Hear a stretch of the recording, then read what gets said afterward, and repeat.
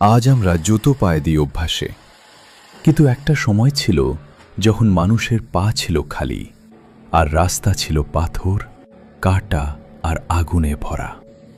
হাজার হাজার বছর আগে মানুষ বুঝতে শুরু করে পা বাঁচানো মানে জীবন বাঁচানো। সেই প্রয়োজন থেকেই জন্ম নেয় জুতোর প্রথম ধারণা।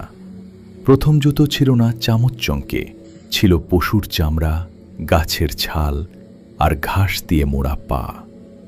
শিকার করতে যাওয়া মানুষ, বরফে হাঁটা যাযাবর, সবাই নিজের মতো করে পায়ের জন্য নিরাপত্তা বানিয়েছিল। সময়ের সাথে সাথে জুতো শুধু প্রয়োজন নয়, হয়ে উঠল পরিচয়।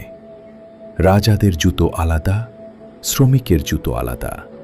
কার জুতো কেমন তা দেখেই বোঝা যেত তার জীবনটা কেমন। আজকের দিনে জুতো তৈরি হয় কারখানায়। রাবার, ফোম, চামড়া আর কাপড় সব কিছু মিলে জন্ম নেয় এক জোড়া জুতো। প্রথমে কাঁচা মাল কাটা হয়, তারপর শোল তৈরি, উপরের অংশ জোড়া, আঠা, সেলাই আর চাপ। প্রতিটা ধাপে দরকার মানুষের হাত আর চোখ।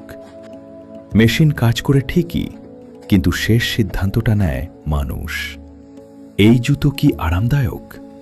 এই জুতো কি টিকবে দীর্ঘ পথের লড়াইয়ে? কারণ জুতো শুধু ফ্যাশন নয়, এই জুতো কারো দিনভর খাটনের সঙ্গী, কারো স্কুলে যাওয়ার সাহস, কারো জীবনের দৌড়ে একটা ভরসা। খালি পা থেকে আধুনিক জুতো, এই পথটা তৈরি হয়েছে মানুষের প্রয়োজন, বুদ্ধি আর পরিশ্রমে। তাই পরের বার তুমি যখন জুতো পায়ে দেবে, মনে রেখো, এই জুতোর ভেতরে লুকিয়ে আছে হাজার বছরের ইতিহাস আর আজকের দিনের একজন শ্রমিকের ঘাম।